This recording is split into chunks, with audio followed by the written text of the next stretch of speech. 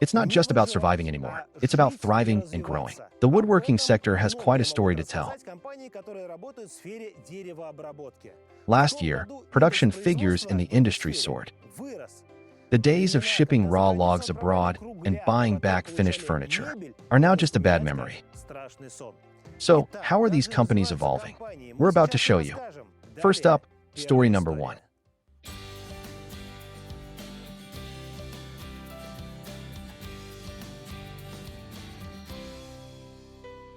Made in Russia, translations by Euravision.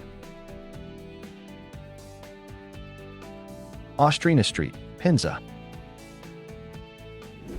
World productivity records. Actual world records. That is what a furniture company from Penza has achieved. Believe it or not, this machine produced more components than its own technical specifications deemed possible. How did they do it? And more importantly, who is using Penza products to furnish their interiors right now? We'll tell you all about it.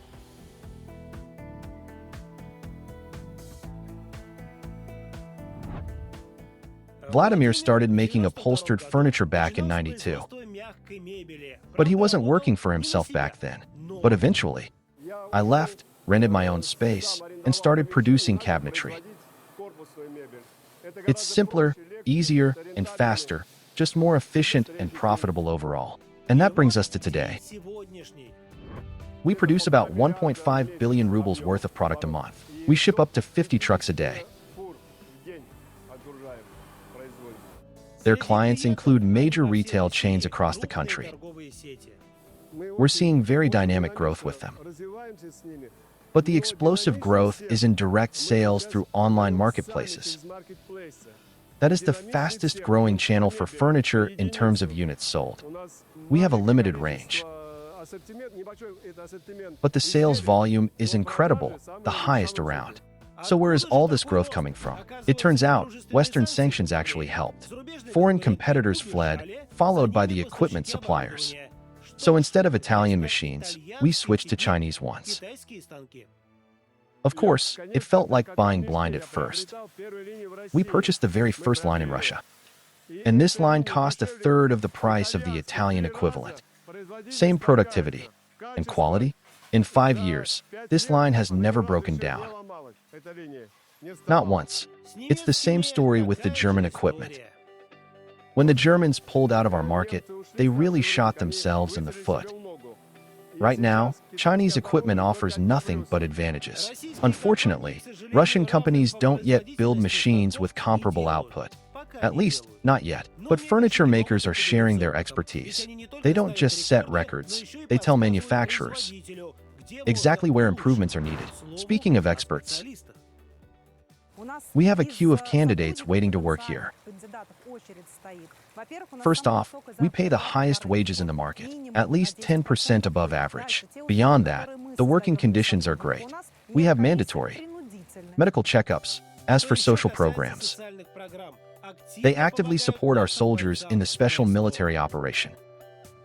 Drones, ATVs, fire suppression gear. We've already sent 5 vehicles, not to mention tires for Kamaz trucks, building materials, and more. Everything to ensure they are comfortable and, most importantly, to save lives. Overall, the company plans to keep going full steam ahead. The furniture business is booming. They're already building a robotic warehouse covering 56,000 square meters. Next door, another 18 hectares. And at the M5 highway interchange, the government is allocating me 42 hectares there. The governor mentioned that this enthusiasm for growth is common among companies right now. As for the sanctions, honestly, they probably helped us and pushed our economic activity forward. I have to say, over the past 2 years, businesses have done a great job reconfiguring their entire logistics chains. So, do sanctions create some inconveniences? Sure, but nothing fatal. If anything, they push us harder toward development, toward finding new production approaches and import substitution. Across roughly 30 product categories, we've achieved significant Import substitution right here in our factory. Companies aren't just replacing imports. They're creating new Russian products for export. The woodworking industry is no exception. This factory may have lost European clients, but it supplies the CAS and is ready to furnish new markets. This is where the Russian Export Center helps. They've got a rich arsenal of support measures. The most important achievement, I believe, is that together with the government, we've built a comprehensive, client-centric ecosystem consisting of support tools and specialized institutions. The Russian Export Center is actually a group of 4 organizations. We act as a one-stop shop, but we have 2 distinct wings within the group. The financial arm includes Exier and Rosexim Bank, providing financial tools. The non-financial arm, the Export School and the Russian Export Center itself, offers marketing services, training, and help finding partners. Next up, a story from Arkhangelsk about a company digitizing the woodworking industry. They've been named Exporter of the Year multiple times.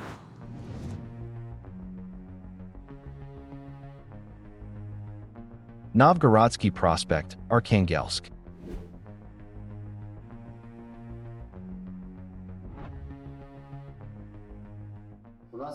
We offer ready-made IT solutions for every stage of sawmill production, from log intake and sorting to the output of finished products. Bundles of dry lumber. A sawmill. Hundreds of tons of timber need processing. Imagine checking log quality manually. You'd go cross-eyed. You'd end up with exhausted workers and a lot of defects. That is why you need machine vision, scanners. And that's exactly what this Arkhangelsk company does. Our management systems and software are installed at most medium and large timber enterprises in Russia and abroad. Our partners include the largest timber industry holdings and corporate groups. Scanners come in different types. Simpler ones scan in a single plane. More advanced ones assess quality by building a 3D model. According to the manufacturers, they outperform foreign equivalents. This is confirmed by the fact that the company has been named Exporter of the Year several years running. The promising markets here are friendly nations. Trade with China, in particular, is growing steadily, and high value-added products play a major role. For example, IT systems for woodworking. E-commerce is a super effective tool for getting these products to end consumers. We started by helping place products on international e-commerce platforms, but the second approach proved even more effective. The Russian Export Center is now opening its own online stores, digital storefronts, and accounts on the largest marketplaces worldwide. We've already opened 44 national made-in-Russia stores. And of course, what helps companies master new products most is the steady growth of domestic demand.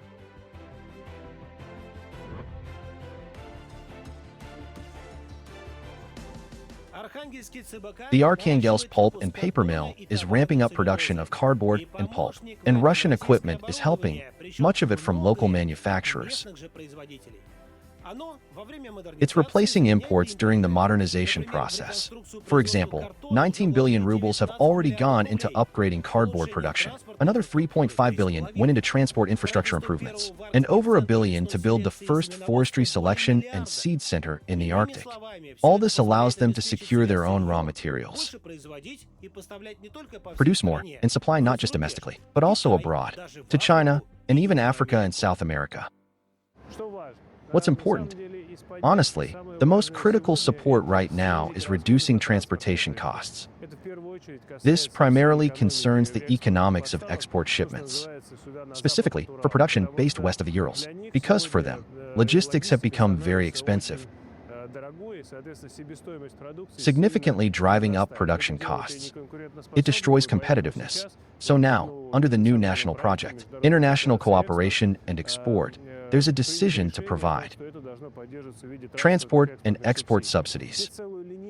The Russian Export Center offers a full line of support.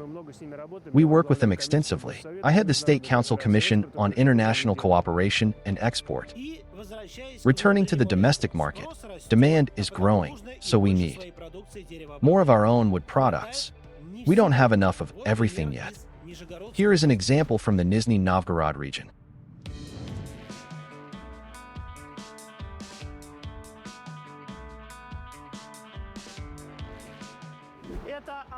This equipment tirelessly churns out thousands of kilometers of wallpaper annually.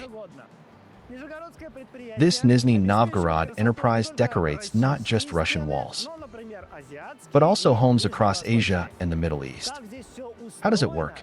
Let's take a look.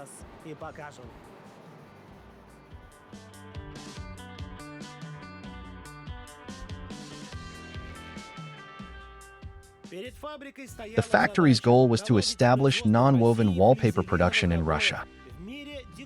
In the design world, these are considered premium. So what does premium actually mean? Is it just about quality? What sets them apart from the rest?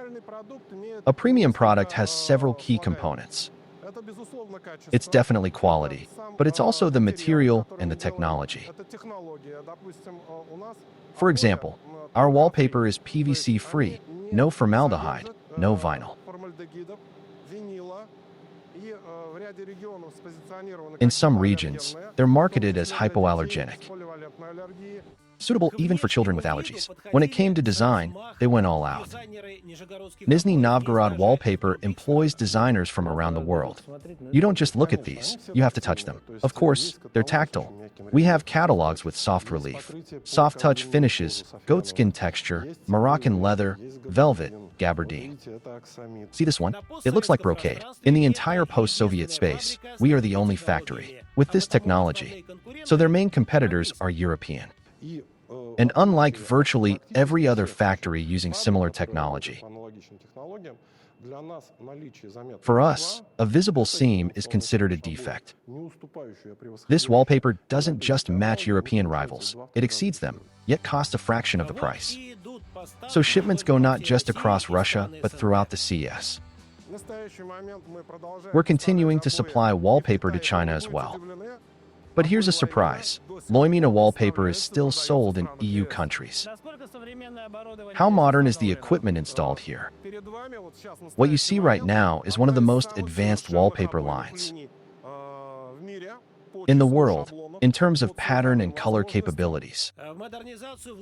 Over 100 million rubles were invested in modernization. They've also started producing paints, varnishes, and primers. Those get exported too.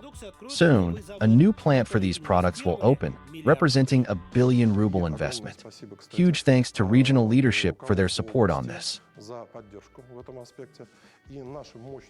Our paint production capacity will grow to 800 tons per month. As for wallpaper, the goal is to switch entirely to domestic raw materials. Non-woven fabric is made from cellulose fibers, wood pulp. But it's not Russian-made yet. This is something we've been talking about for years, because one manufacturer isn't enough for the industry. I think the heads of all wallpaper companies in Russia would agree. Why? Because we still have to import high-quality non-woven material. That is the missing piece of the puzzle. Otherwise, we source most raw materials from Russia. That doesn't mean the country isn't trying to make its own non-woven. They are. In Penza, for example, the key is achieving stable, high quality. Many companies have started producing new goods to replace imports. It's a challenge, but it's happening. A real challenge. Here's an example of what can be made from wood flour, right here in Orenburg.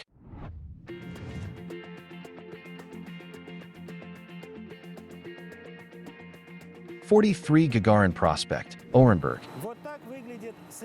This is what the raw material looks like. 30% LDP, 50% wood flour, plus about 15 other components. You need a cocktail like this to create a polymer board. Wow, still warm. How is it made and where is it used? You're about to find out.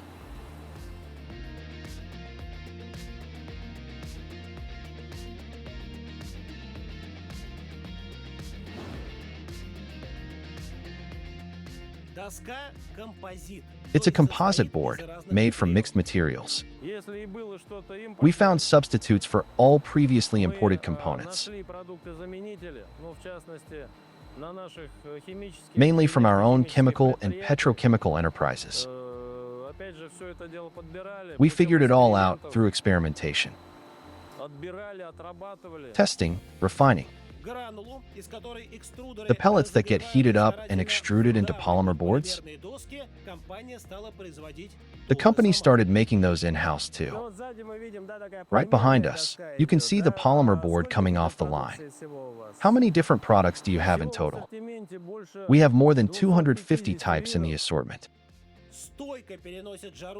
They handle heat and cold well and don't fade in the sun. That's why polymer board is so good for building profiles. Thick balusters, thin balusters, newel posts, and our 100 series railing. Various hardware and fittings are also available. These are end caps for the boards, and various kinds of post caps, base collars, and so on. Customers love it. The market for these products grows by about 30% every year. First year revenue was 5 million rubles. Second year, 50. Third, 150. Fourth year, 250. Last year was close to 400, and this year will hit nearly 800. That's 5,000 tons of product a year. They've gone from one production line to 11, all bought with government support. The Industrial Development Fund issued a low-interest loan of 50 million rubles. Do you export as well? We certainly do. We sell to Kazakhstan. We're now actively negotiating with Uzbekistan and Azerbaijan as well. Very actively. Next, we look at international shipping. This is the story of a small business in the woodworking industry and how they became Exporter of the Year.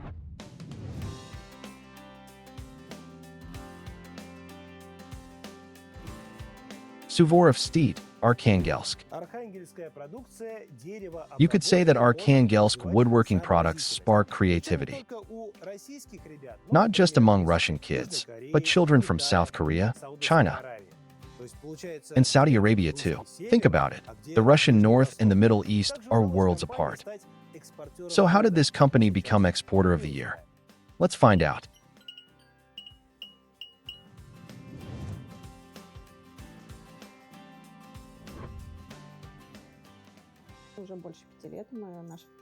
Our company has been operating for over 5 years now. It started with simple things, rattles and teethers. At first, we made them mostly for our own children. My partner and I both had babies at the time. They're 6 years old now. You can't make poor quality stuff for your own kids, or for any children, really. Wood doesn't cause allergies. There's even a study showing that beech fibers are actually safe enough to be digested by the human body. Not that we recommend eating them. Right, we're adults. There are options for adults too. Souvenirs and unique chest sets like these. All hand-painted. Yes, it's very fine work. The artist spends 30 hours just painting a single set. That's on top of making the wooden blanks and processing the tooling. Over the years, the designers, artists, and craftsmen have created more than 200 toy models. 3 years ago, sales were modest and mostly via social media. Now turnover is in the millions, thanks partly to government support. So, they help with certification and equipment? Yes, we received funding. We bought machines using subsidies from these programs. Plus, we're registered as a social enterprise in Arkhangelsk, so we applied for specific grants available for that too. All these support measures really work. You just need to take the time to figure them out. The toys are popular beyond Russia. Through social media, they've shipped to 28 countries, from Brazil to Australia. But exports were chaotic. Demand made it clear we needed training to understand how to package it and scale properly. So 2 years ago, with help from the Arkhangelsk Export Support Center, I joined the Exporters 2.0 program at the Skolkovo School of Management. The company started joining business missions and trade shows, organized by the Russian Export Center.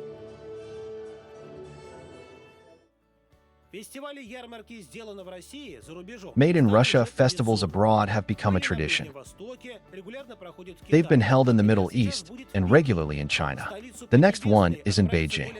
More than 40 companies from 26 Russian regions will go there to present over 500 products. Listing a product is one thing.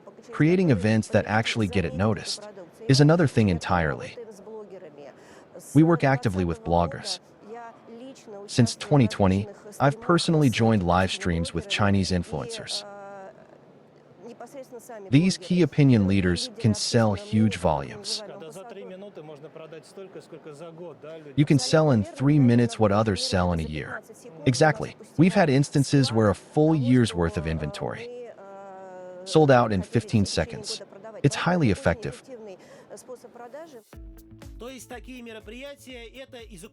These events mean signed contracts and, importantly, building the infrastructure for future sales. 44 Made in Russia stores have already opened. Promoting our products under this national brand is part of a large-scale program approved by the President, running through 2030. The positive effects are obvious. There are more exporters every day, from big companies to small ones. We took part in the Made in Russia exhibition in Abu Dhabi this year, supported by the Russian Export Center. And, if I may boast a little, on the first day we outperformed all the food producers. We took second place in sales with our toys. The only ones we couldn't beat were the guys selling daggers. Well, that makes sense. What was the most popular item? Surprisingly, the biggest hit was a horse and sleigh with dead Moros. Arab buyers were snapping up dominoes, chess sets, and educational toys. But South Korea is a different story. There, the hedgehog is considered a symbol of motherhood. So naturally, they bought a lot of wooden hedgehogs. China is incredibly diverse. For instance, they love this little train. They order a lot of them. And they buy a huge amount of pocket toys. That's how the company became Exporter of the Year. The results for 2025 are already being tallied, and we'll hear them at the Made in Russia International Forum on October 21st in Moscow. These are examples of soft power, people abroad learning more about Russia and building fair relationships. These companies are making useful products from wood. And, despite sanctions, they are standing firm. I'm self-sufficient now. We have capital. I can buy whatever I need. Our profitability is high, much higher than any current interest rate. Are you planning to expand? Definitely. They're creating jobs, increasing production, and entering new markets. We're growing year after year. One of our catalogs, the MBM series, is on track for a world record. For wallpaper sales from a single collection, can you give us a rough figure? 2.4 million rolls from one collection. It's even been entered for a Guinness World Record, and they're making effective use of government support. Buying equipment is expensive business. Without support from the funds, it's tough. Now we're paying it off calmly. The interest rate is pennies. It's a very favorable rate. 2%, in fact. In today's reality, that's essentially free money. The result? Products that were never manufactured here before. And as domestic companies making woodworking machinery continue to develop, the share of local content will only increase.